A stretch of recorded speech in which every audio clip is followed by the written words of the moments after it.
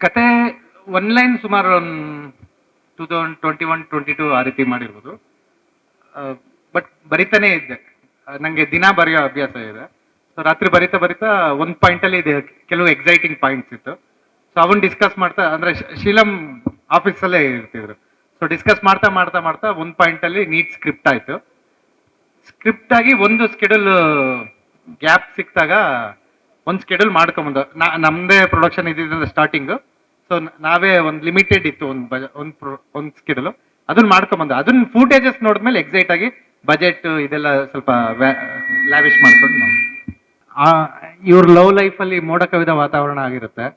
ಇವರೆಲ್ಲ rain jacket ಹಾಕೊಂಡು ready ಆಗಿರ್ತಾರೆ.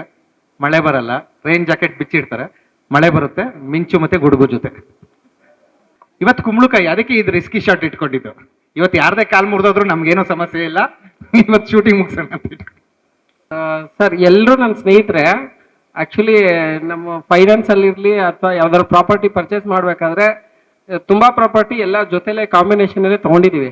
ಈ ಸಿನಿಮಾನು ಜೊತೆಲಿ ಮಾಡೋಣ ಅನ್ನೋ ಒಂದು ಇಂಟೆನ್ಷನಲ್ಲಿ ಎಲ್ಲರೂ ಪಾರ್ಟ್ನರ್ ಆಗಿ ಮಾಡ್ಕೊಂಡಿದ್ವಿ. ಸರ್, ಸುನೀಲ್ ಸರ್ ಎಲ್ಲ ಸಿನಿಮಾದಲ್ಲೂ ನನ್ನ ಫಸ್ಟ್ ಸಿನಿಮಾದಿಂದ ಬಂದಾಗ ಹೀರೋಯಿನ್ ಜೊತೆ ಎಂಗೇಜ್ಮೆಂಟ್ ಮಾಡಿ ಆ ಥರ ಮಾಡಿ ಅಷ್ಟೇ ಕ್ಯಾರೆಕ್ಟರ್ ಇರ್ತಿತ್ತು. ಈ ಸಿನಿಮಾದಲ್ಲಿ ಸರ್ ಫಸ್ಟಿಗೆ ಹೇಳಿದ್ರು ನಿಮ್ಗೆ ಇಬ್ಬರು ಹೀರೋಯಿನ್ ಇದ್ದಾರೆ ಅಂತೇಳಿ. ಸಾತ್ವಿಕ ಮತ್ತು ಮೋಕ್ಷ ಕುಶಾಲ್ ಇಬ್ಬರು ಇದ್ದಾರೆ. ಸೊ ನಾನು ಆ್ಯಸ್ ಎ ಮಾಡ್ಲಿಂಗ್ ಪ್ರೊಫೆಷನಿಂದ ಬಂದವನು sir, first ಮಾಡ್ಲಿಂಗಿಂದ.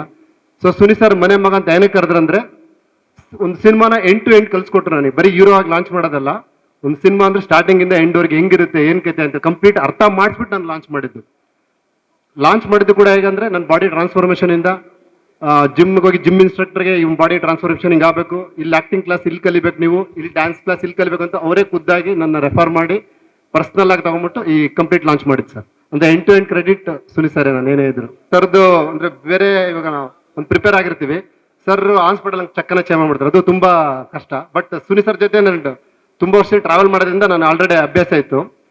First of all ನನ್ನ ಹಳೆ ಆಕ್ಟಿಂಗ್ ಎಲ್ಲ ನೋಡಿ ಸರ್ ಸಾಕು, ನನ್ನ ಜೊತೆ ಕೆಲಸ ಮಾಡ, ಆಸ್ ಎ ಅಸಿಸ್ಟೆಂಟ್ ಡೈರೆಕ್ಟರ್ ಕೆಲಸ ಮಾಡು, ನಿನಗೆ ಎಕ್ಸಾಕ್ಟ್ ಆಕ್ಟಿಂಗ್ ಅಂದ್ರೆ ಏನಂತ ಗೊತ್ತಾಗುತ್ತೆ ಅಂತ ಹೇಳಿದ್ರು. ಸೊ ಹಾಕೊಂಡು ಸರ್ ಜೊತೆನೆ ನನಗೆ ಕೋ ಡೈರೆಕ್ಟರ್ ಆಗಿ ಅಸಿಸ್ಟೆಂಟ್ ಡೈರೆಕ್ಟರ್ ಕೆಲಸ ಮಾಡೋದ್ರಿಂದ ಸರ್ದು ಹೆಂಗ್ ಡೈಲಾಗ್ ಡೆಲಿವರಿ ಹೆಂಗಿರುತ್ತೆ ಅಂತೆಲ್ಲ ತುಂಬಾ ಅರ್ಥ ಆಯ್ತು.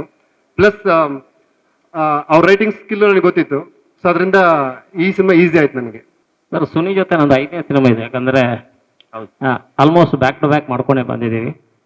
ಆದರೆ ಅದು ನಿಮಗೆ ಅಂಡರ್ಸ್ಟ್ಯಾಂಡಿಂಗ್, ಯಾಕಂದರೆ ಯೂಶ್ವಲಿ ನಾವು ಹಳೆ ಮಾತು ಒಂದು ಸಿನಿಮಾದಲ್ಲಿ DOP ಮತ್ತು ಡೈರೆಕ್ಟರ್ ಗಂಡ ಹೆಂಡತಿ ಇದ್ದಂಗೆ ಅಂತ, ಆ ಅಂಡರ್ಸ್ಟ್ಯಾಂಡಿಂಗ್ ಇದ್ದರೆ ಮಾತ್ರ ನೀವು ಸಿನಿಮಾಗಳು ಕಂಟಿನ್ಯೂಸ್ ಮಾಡೋಕ್ಕಾಗತ್ತೆ. ಆದರೆ ಈ ಸಿನಿಮಾ ಅಂದರೆ ಈಗ ಸುನಿ ಮಾಡಿರುವ ಇಷ್ಟು ಸಿನಿಮಾಗಳಂದರೆ ಮೋಸ್ಟ್ ಆಫ್ ದ ಬ್ಯಾಕ್ಗ್ರೌಂಡ್ ಬಂದುಬಿಟ್ಟು ಪೀಕ್ ಮಳೆಯಲ್ಲಿ ಮಾಡಿ, ಅಂದರೆ ಮಾನ್ಸೂನು ತುಂಬ ಪೀಕ್ ಆಗಿರೋ ಟೈಮಲ್ಲಿ ಮಾಡಿರೋ ಸಿನಿಮಾ ಇದು. ಆದರೆ ಮಳೆ ಒಳಗಡೆ ನೋಡೋಕ್ಕೆ ತುಂಬ ಚೆಂದ, ಬಟ್ ಮಳೆ ಜೊತೆ ಶೂಟಿಂಗ್ ಮಾಡೋದು ಎಲ್ಲದು ತುಂಬ ಕಷ್ಟದ ಕೆಲಸ ಸರ್. ಹಾಗಾಗಿ ಈ ಸಿನಿಮಾದ ವಿಜುವಲ್ಸ್ ಅಂದರೆ ಒಟ್ಟು ವಿಜುವಲ್ಸ್ ನೋಡಿದಾಗಲೇ ನಿಮಗೆ ಒಂದು ಬೇರೆ ಥರದ ಫೀಲ್ ಕೊಡುತ್ತೆ. ಈಗ ನಾವು ಚಮಕ್ ಮಾಡಿರ್ಬೋದು, ಅದಾದಮೇಲೆ ಒಂದಷ್ಟು ಸಿನಿಮಾಗಳು ಒಟ್ಟೊಟ್ಟಿಗೆ ಮಾಡಿದ್ವಿ. ಬಟ್ ಆ ಎಲ್ಲಕ್ಕಿಂತ ಬೇರೆ ಥರದ ವಿಜುವಲ್ಸ್ನ ನೀವು ನೋಡ್ಬೋದು. ಅಂದರೆ ತುಂಬ ಕ್ಲಾಸಿ ಆಗಿರುವ ಸಿನಿಮಾ. ಈಗ ಪೋಸ್ಟ್ ನೋಡಿರ್ತೀರ ನೀವು, ಇದರಲ್ಲಿ ಏನಿದೆ ಒಟ್ಟು ಸಿನಿಮಾ, ಫುಲ್ ಸಿನಿಮಾ ಅದೇ ಥರ ಕಾಣುತ್ತೆ. ಅಂದರೆ ಪ್ರತಿ ಫ್ರೇಮ್ ಕೂಡ ಅದು ಫೋಟೋ ಫ್ರೇಮ್ ಥರ ಕಾಣುತ್ತೆ. ಅಂದರೆ ನಾವು ಫೋಟೋ ಫ್ರೇಮ್ ಅಂತೀವಿ. ಹಾಗಾಗಿ ಇದು ನಿಮಗೆ ತುಂಬ ಪ್ಲೆಸೆಂಟ್ ವಿಜುವಲ್ಸ್ ಕೊಡುತ್ತೆ. ಡ್ರೀಮ್ ಪ್ರಾಜೆಕ್ಟ್ ತರಾನೇ ಅಂತ ಹೇಳ್ಬೋದು. ಸಾರಿ, ನನ್ನ ತಲೆ ಓಡ್ತಿಲ್ಲ ಜಾಸ್ತಿ, ಸೊ ಜಾಸ್ತಿ ಮಾತಾಡೋಕ್ಕಾಗ್ತಿಲ್ಲ. ಸುನಿ ಸರ್ ಜೊತೆ ಕೆಲಸ ಮಾಡಬೇಕು ಅಂತ ತುಂಬ ವರ್ಷದ ಹಿಂದೆ ಒಂದು ಪ್ರೀಮಿಯರ್ ಶೋ ಅಲ್ಲಿ ಸಿಕ್ಕಿದಾಗ ಅವ್ರಿಗೆ ವ್ಯಕ್ತಪಡಿಸಿದ್ದೆ. ಆ್ಯಂಡ್ ಅದು ಮ್ಯಾನಿಫೆಸ್ಟ್ ಮಾಡ್ಕೊಂಡಿದೆ ಕೂಡ. ಆ್ಯಂಡ್ ಅವ್ರ ಹತ್ರ ಕಲಿಯೋದು ತುಂಬ ಇದೆ. And as an actor Suni sir ಅಂತ ಒಂದು ಡೈರೆಕ್ಟರ್ ಕೆಳಗಡೆ ಕೆಲಸ ಮಾಡಿದ್ದು ತುಂಬ ಕಲ್ತಿದ್ದೀನಿ. ಆ್ಯಂಡ್ ಶೀಲಂ ನಂಗೆಲ್ಲೂ ಅವ್ರು ಲಾಂಚ್ ಆಗ್ತಿದ್ದಾರೆ ಅಂತ ಅನ್ಸೇ ಇಲ್ಲ. ಈ so dedicated, so passionate. Movie ಅಂದ್ರೆ ಅವ್ರು ಆಕ್ಚುಲಿ ನೀರ್ ಸಹ ಕುಡಿತಿರ್ಲಿಲ್ಲ ಈ ಶೂಟ್ ಮುಗ್ಸೋಕ್ಕೋಸ್ಕರ, ಅಷ್ಟು ಡೆಡಿಕೇಟೆಡ್ ಅವರು. ಅವ್ರಿಗೆ ತುಂಬಾ ಒಳ್ಳೆ ಫ್ಯೂಚರ್, ತುಂಬಾ ಬ್ರೈಟ್ ಫ್ಯೂಚರ್ ಇದೆ. ಆ್ಯಂಡ್ ಮೋಕ್ಷ ಸಿಕ್ಕಾಬಡೆ ಪ್ರಿಟಿಯಾಗಿ ಕಾಣಿಸ್ತಾಳೆ ಇಡೀ ಮೂವಿಯಲ್ಲಿ. And she's done a great job. ಆಮೇಲೆ ರಮೇಶ್ ಸರ್, ಥ್ಯಾಂಕ್ ಯು ನಮ್ಮನ್ನೆಲ್ಲ ಸಪೋರ್ಟ್ ಮಾಡಿದ್ಕೆ, ಈ ಸಿನಿಮಾ ಮಾಡಿದ್ಕೆ, ನೀವು ಮಾಡಿದ್ಕೆ ನಮ್ಗೊಂದು ಆಪರ್ಚುನಿಟಿ ಸಿಕ್ಕಿರೋದು, ಈ ಸಾಂಗ್ ನಡೀತಿರೋದು. ಸಂತೋಷ್ ಸರ್, ಪ್ರತಿಯೊಂದು ಫ್ರೇಮ್ ಅಲ್ಲೂ ನಮ್ಮನ್ನ ಪಿಕ್ಚರ್ ಪರ್ಫೆಕ್ಟ್ ಆಗಿ ಒಂಥರ ಒಂದು ಫೋಟೋಗ್ರಾಫ್, ಒಂದು ಪಿಕ್ಚರ್ನ ಫೋಟೋಗ್ರಾಫ್ ಮಾಡಿದಾಗ ಅದು ಎಷ್ಟು ಚೆನ್ನಾಗಿ ವರ್ಕ್ ಮಾಡ್ತೀವಿ, ಪ್ರತಿಯೊಂದು ಫ್ರೇಮ್ ಕೂಡ ಅಷ್ಟೇ ಬ್ಯೂಟಿಫುಲ್ ಆಗಿ ತೋರಿಸಿದ್ದಾರೆ. Thank you sir.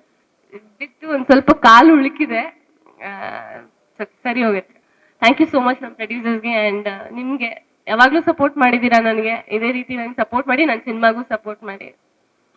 ಮ್ಯೂಸಿಕ್ಗೆ ತುಂಬ ಸ್ಪೇಸ್ ಇದೆ ಸಿನಿಮಾದಲ್ಲಿ and working with Suni sir ಅವ್ರಿಗೊಂದು ಕಾನ್ಫಿಡೆನ್ಸ್ ಇದೆ ನಮ್ಮ ಮೇಲೆ that no matter even if he doesn't like it, ಇಷ್ಟ ಆಗಿಲ್ಲ ಅಂದರೂ ಕೂಡ ಅವರು ದೇ ರೆಡಿ ಟು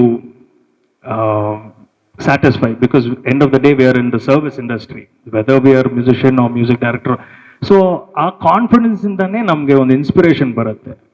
3 ಸಿನಿಮಾಗಳು ನಾನು ಅವ್ರ ಜೊತೆ ಅಲ್ಮೇಲಮ್ಮ, ಚಮಕ್, ಸಖತ್ ಮಾಡಿದ್ದೀವಿ. ಆ್ಯಂಡ್ ದೆನ್ ನಾವು again 3 cinemas together with Jared and Judah as music composers we are doing. Ramesh ಬಂದು ಒಂದು ಅಣ್ಣ ಅಂತ ನಾನು ಹಿರಿಯ ಎಲ್ಲರಿಗಿಂತ, ಅಣ್ಣ ಒಂದು ಪಿಕ್ಚರ್ ಮಾಡೋಣ ಅಂತಿದೆ. ನಾನು ಮಾಡೋಕ್ಕೇನು ಕೆಲಸ ಇಲ್ವಲ್ಲ, ನಮಗೆ ಬೇಕಾದಷ್ಟು ವ್ಯವಹಾರ ಇದೆ, ಬೇಡ ಅಂತ ಹೇಳ್ತೀನಿ. ಈ ಸಿಂಪಲ್ ಸುನಿ ಅವ್ರನ್ನ ಏನಕ್ಕೆ ಇದು ಅಂತಂದ್ರೆ ಅವ್ರ ಪರಿಚಯ ಆಗಿದ್ದು ಒಂದು ಸರಳ ಪ್ರೇಮ ಕಥೆನಲ್ಲಿ. ನಾವೆಲ್ಲ ಮನೇಲಿ ಮಲಗಿರ್ತೀವಿ, ಮನೇಲಿ ಮಲಗಿದ್ದವ್ರಿಗೆ ಕರೆದು ಪಾಠ ಕೊಡ್ತಾರೆ ಇದ್ದಕ್ಕಿದ್ದಾಗ. ಸಡನ್ ಆಗಿ ಅಲ್ಲೇ ಶೀಲಂ ಅವರು ಅಲ್ಲೇ ಪರಿಚಯ ಆಗಿದ್ದು. ಆಮೇಲೆ ಇವರು ಕೂಡ ಒಂದು ಸರಳ ಪ್ರೇಮ ಕಥೆಯಲ್ಲಿ ಆಕ್ಟ್ ಮಾಡಿದ್ದಾರೆ. ಶೂಟಿಂಗ್ ನೋಡಕ್ ಹೋದಾಗ ಒಂದೊಂದು ರೋಲ್ ಮಾಡಿದ್ದಾರೆ. ಹಾಗೆ ಬಾಂಧವ್ಯ ಬೆಳೆದಿದ್ದು RCBನ ಕಾರಣ. ಎಲ್ಲ ಕಡೆ ಜೊತೆನಲ್ಲೇ RCB ಮ್ಯಾಚ್ ನೋಡಕ್ ಹೋಗ್ತಿದ್ದೋ, ಗೆಲ್ಲೋವರೆಗೂ ಸುಮ್ಮನೆ ಇರಲ್ಲ ಅಂತ ಹೇಳ್ತಿದ್ರು. ಹಾಗೆ ಈಗ ನಾವು ಗೆಲ್ಲೋವರೆಗೂ ಸುಮ್ಮನೆ ಇರಲ್ಲ. ಆದ್ರಿಂದ ಇನ್ನೂ 1-0 ಆಗಲಿ, ನಮ್ಮ ಶಕ್ತಿ ಇರೋಷ್ಟು ನಾವು ಸಪೋರ್ಟ್ ಮಾಡ್ತೀವಿ ಅವ್ರಿಗೆ.